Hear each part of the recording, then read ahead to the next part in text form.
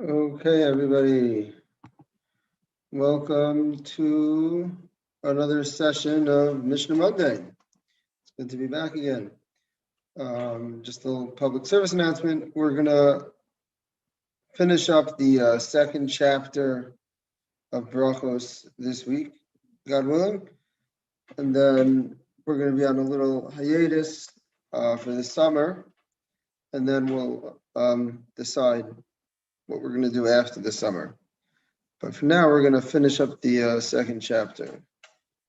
So we'll have completed 2 full chapters, nice segment, of the Mishnah, and we'll have gotten a little taste of what Mishnah is like, hopefully. Without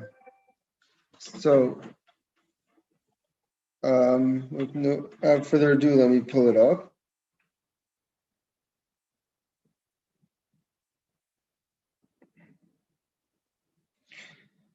Okay. So let me pull it up on my screen over here.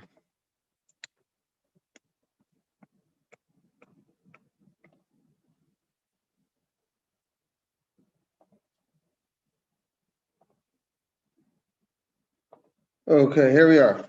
So this is the 8th and final Mishnah in the second chapter of Brachos. So it says, Chasan imratza likros kriya shema layla. Okay, so just a little introduction. We have mentioned in the 5th Mishnah in this chapter that a groom who marries a virgin is exempt from the Shema, from the evening Shema, for the first, until he consummates the marriage, or for 4 nights after getting married, whichever comes first. That's what the Mishnah said, and the reason for that is because the Shema prayer requires a certain amount of concentration, and the first 4 nights, or up till the first 4 nights, the Mishnah was saying that we feel that you won't be able to have the required level of concentration. Will be too distracted, and since the distraction is related to a mitzvah, either a mitzvah of having kids or something along those lines, so therefore we absolve him from the requirement for Shema. So that was what we had said. So we also mentioned in that Mishnah, in the 5th Mishnah over there, that there was a story with Rabban Gamliel that when he got married, he did say Shema, even on the night that he got married. And he explained to his students, upon their inquiry why he did that I am able to, even after I got married, I'm able to have the focus needed to say the Shema properly, and therefore I said it.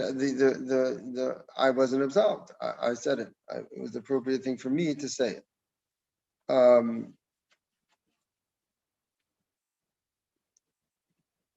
So this Mishnah picks up from that Mishnah, and it records a argument. Let's say a person wants to say the Shema. He says, I feel like I can't say the Shema properly, even though I just got married. Can a person do that? And why wouldn't he be able to? We'll see in the Mishnah. So let me bring it back up here on the screen. Here it is. Hold on, let me just hold on one second. We're just gonna send the Zoom info out in case anybody wants to come in. Hold on one second.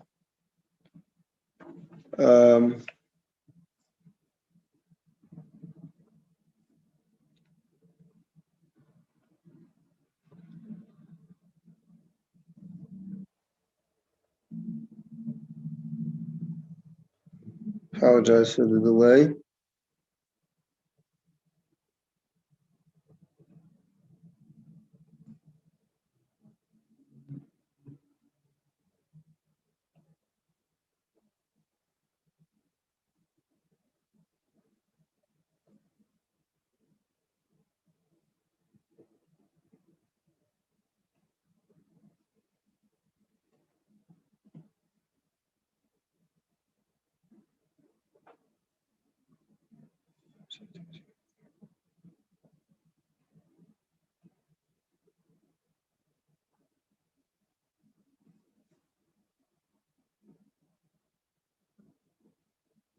Okay, sorry about that delay.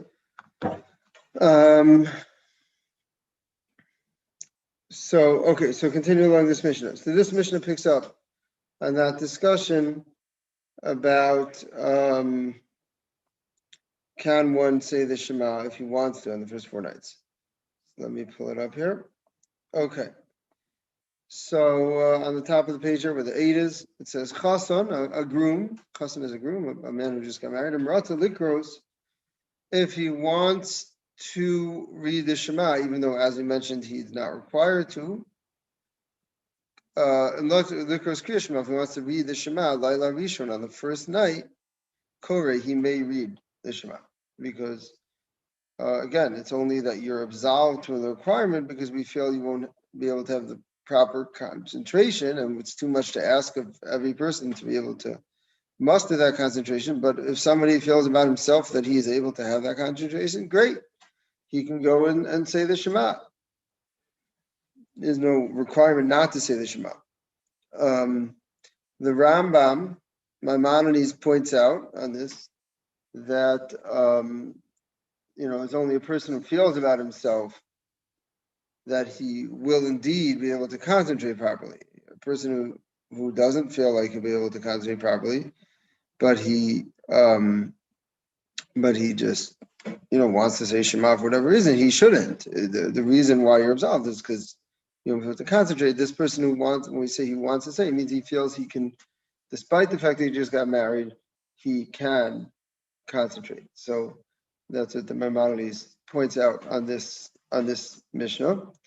I saw a commentary, a comment from a commentator called Tosfos Chadashos, the new Tosfos. I'm not sure who that is. But they were brought down in the Art School Mishnayos as saying that if you look at the phrase here, it says a chassan can say on the first night. Actually, let me hold off on that until we finish the Mishnah, and then we'll be able to bring that up. Okay, so that's the first opinion in the Mishnah. A chassan who wants can. Shimon ben Gamliel Omer, Shimon ben Gamliel says, Lo chalarota lito es Hashem yito. Not anyone who wants to take so literally the word Hashem means the name, but in this context it means like the mantle, or as they translate it here, as reputation, meaning not any person can just go around and say, I'm capable of concentrating on Shema. So basically, what Shimon Gamliel is saying is that, we had a Mishnah. The Mishnah says, the 5th Mishnah said, that a chassan is not required to say Shema. Why? Because it's hard to concentrate. So by you going and saying the Shema anyways, you're making a statement like, most people, they can't say, right? If the law is that you're not required to, that's the 5th Mishnah. It means most people, the Mishnah judge, wouldn't be able to concentrate properly. So by you going and saying Shema, you're making a statement like, most people, they can't do it, but not me. I'm like a very pious person. I'm a special person. I can concentrate on the Shema. So you're making a certain statement about yourself. So you can't just go and make the Shema and say the Shema, because it's like a haughty thing to do. So what's going on? Didn't Gamliel himself say the Shema? What over here he's saying can't do it because it appears haughty, and yet in the 5th Mishnah, the story was that he said the Shema, and they asked him why, and he said, because I can concentrate. So what's going on? How do you understand? How do you reconcile what Gamliel is saying here, that not anyone who wants can just go and say, I'm a great person and I can say the Shema, and yet he himself in the 5th Mishnah did it. So the answer is that what he's not just saying, what he's saying is, unless you have a reputation as being a pious person, and you in general take on stringencies and go beyond the letter of the law, unless you have such a reputation as being such a person, it appears haughty for you to just go and say the Shema. But if you are known as a pious person, and in general you're pious, it's not just in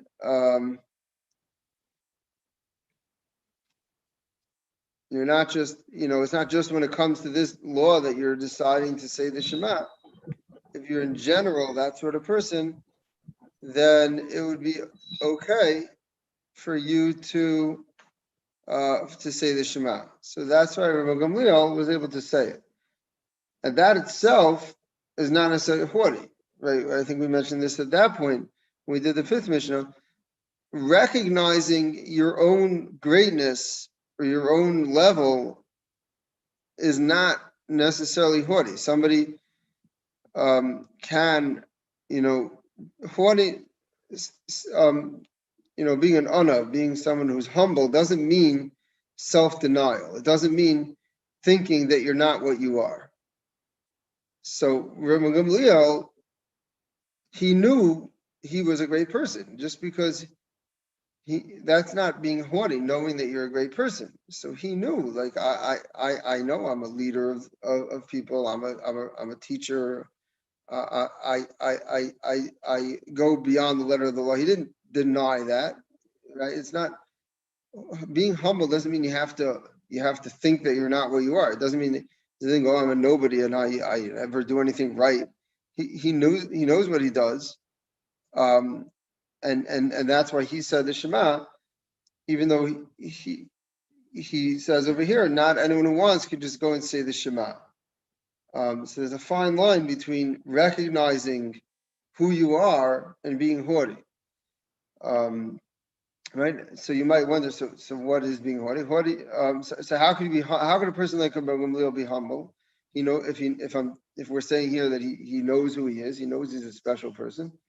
So there's other factors, right? Some of the classic things that the Musar books, the Jewish books of working on yourself, talk about the recognition that your gifts come from God. So I know I may know I have a superior intellect. I don't mean myself. A person may know he has a superior intellect, but if he realizes that's from God, God created him this way and God created other people other ways, then it's not a reason, like, okay, so this is how I am. Like, it's not a reason to go and like think you're something special just because God created you this way. So that recognition that it comes from God, helps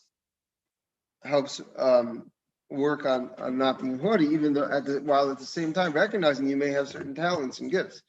Another thing that it's said to focus on, I think the Mishnah in Pirkei Avos mentions this idea. The idea that think about what is expected of you. We know God expects our utmost, and no matter how much we do, it's never like we exceeded the expectations. Whatever we could do, we should do. Now, obviously, we have shortcomings. People are not perfect, and God is understanding and tolerant, and and there's also a place for tshuva, for repentance. But if a person doesn't make a mistake, that doesn't mean that they did anything special. They did what was required of them. In theory, we're required to spend our entire day involved in Torah and mitzvos, to whatever extent is humanly possible.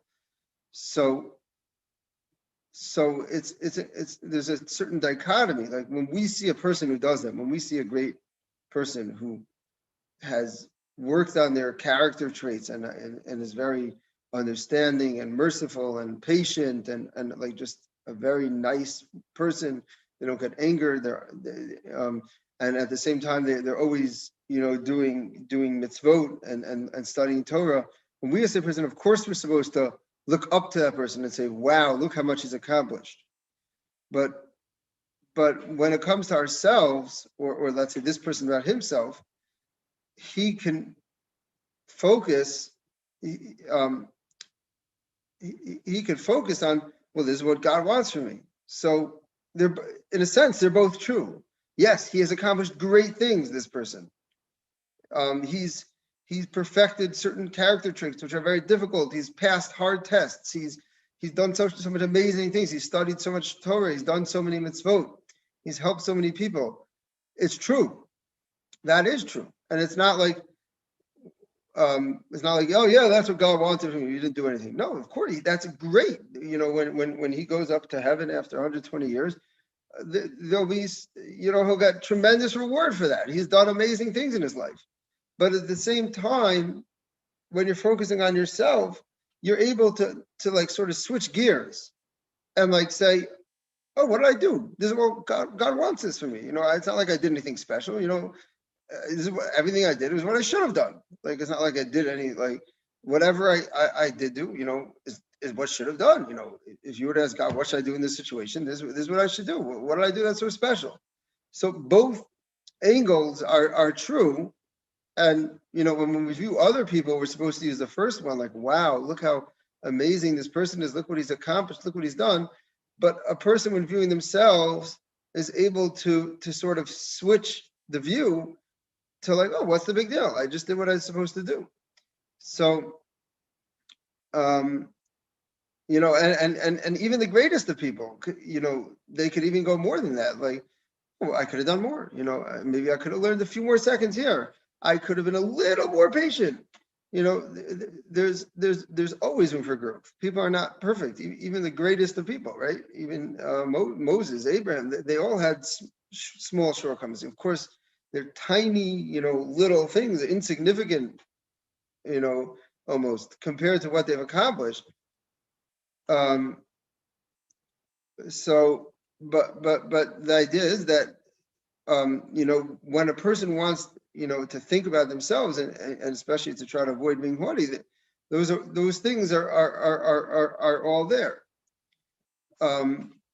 So Rabbi Gamliel, that's what I was saying with Rabbi Gamliel. He knew his place. He didn't think he was a nobody. He didn't think he was nothing special, and therefore, like, he was able to say, yes, I should say Shema, even though I tell you in the 8th Mishnah here, in the Mishnah we just did, that not anyone who wants could just go and say Shema. He knew about himself, I can say Shema.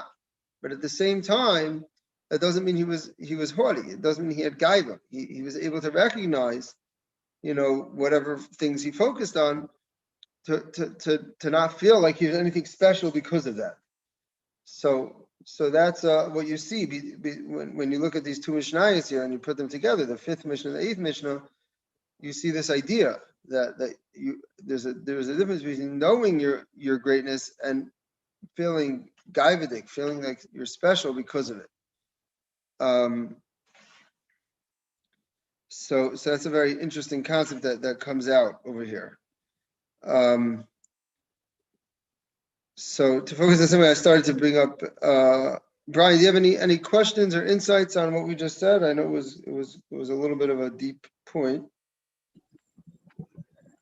Not yet, Rabbi. Let's just keep going. Okay, so to focus on one other thing in the Mishnah here, I'm just going to pull it back up. So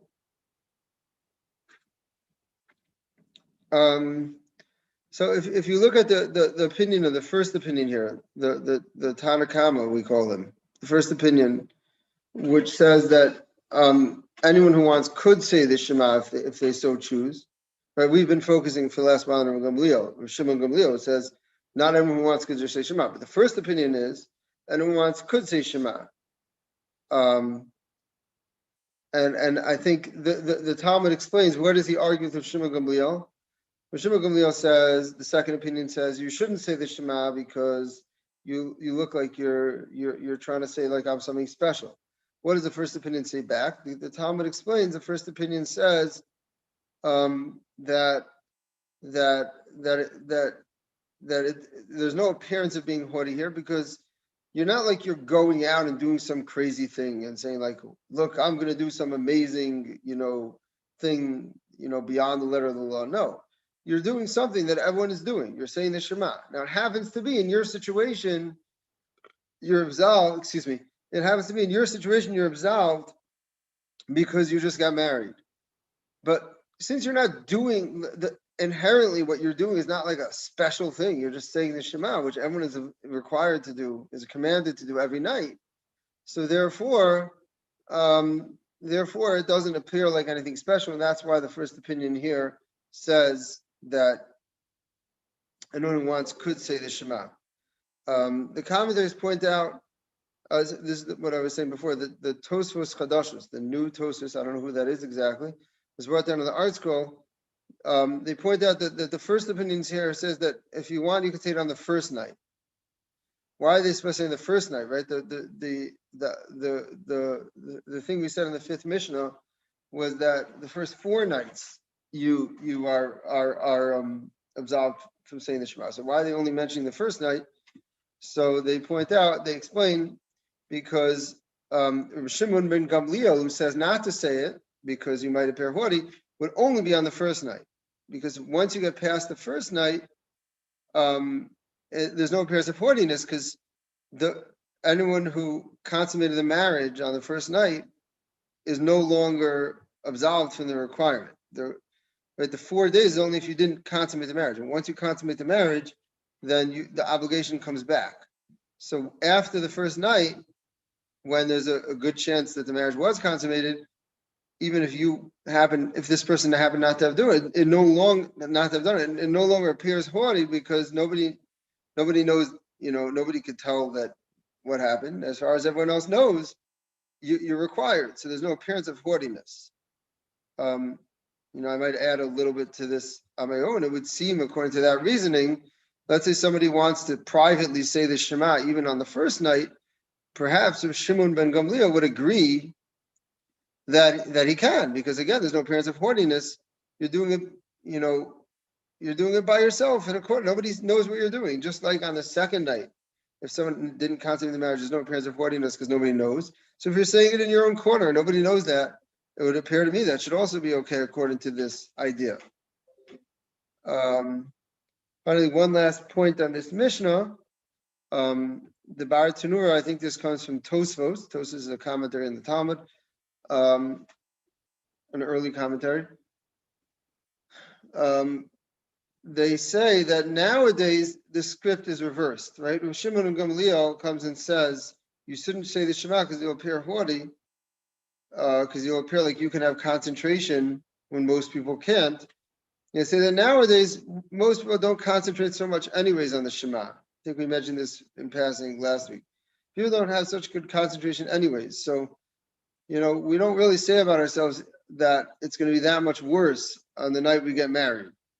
So nowadays, everybody should say the Shema even on the night they get married, because it's not, since we don't have so much concentration anyways, then even on the first night we can have that amount of concentration, right? Even when you're very busy, you could focus a little bit. So therefore they should say it, and they point out that the Shimon Gamliel's logic would now go the other way. That if nowadays somebody were to not say the Shema on the first night and give that appearance that he generally has the concentration, so that's appearing haughty. So it like flipped 180. It went 180 degrees, right? In the times of the Mishnah, it would appear haughty to say the Shema, because you're appearing to say, I can have concentration, most people can't. Nowadays, it would appear haughty to not say the Shema, because you're making a statement of, I always have such great concentration that I can't have it when the night I got married. While most people, they don't have that much concentration. So nowadays, pretty much the consensus, I believe, in practical Jewish law and practical halacha would be that one should say Shema on the night that they get married, and even though this Mishnah appears to say otherwise, but the later commentaries have said that the situation has changed. Now, this is not something we go about on our own, like just deciding. This is like a little bit of a dangerous line because we don't just go on our own like, oh yeah, I think things are different now. But when we have, great sages of the previous generation, certainly when we're talking about the Tosafos, who are a commentary, it's unanimously accepted, and in the Jewish people, they were the leaders of French and German Jewry from like the 1200s to the 1400s. When they make such a statement, we follow it. To go nowadays, any random rabbi to do that would be a little dangerous. But in this case, we do have that strong precedent to rely on, and that is how it's been codified in halacha and Jewish law throughout the centuries. Okay, you have anything to add or to comment, Brian? Well, my only thought is that in my mind, it would be ideal for a man and his new bride to say the Shema together on the first night. That would be in my mind, the most beautiful way to resolve the issue. That's an interesting point. Certainly, bringing holiness into marriage, and even especially at the very beginning, is a very is a game changer for the marriage. Would be a very nice sentiment if done in the right way. It could have the opposite effect because when they're together, they might have less focus. They're distracted. But if it could be done right, it sounds like a nice sentiment. I think most people are not quite themselves on their wedding day anyway. Right. That's sort of exactly what these Mishnayos have been dealing with, right? The fact that you're not absolved because it's hard to concentrate.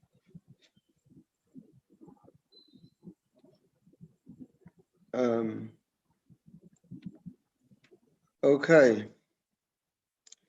And thank you, Brian. Rabbi, thank you so much. I've really enjoyed learning from you, and hopefully, after you take a break, we can resume again in the future. Yeah. Okay. So we'll figure out our schedule. I'll probably sit down with Rabbi Blaustein and we'll work it out about our schedule after the summer. I am available if we want to try to some sort of one-on-one learning. If there are people interested, we can try to make something like that work out. Thank you so much, Rabbi. Okay, have a wonderful week.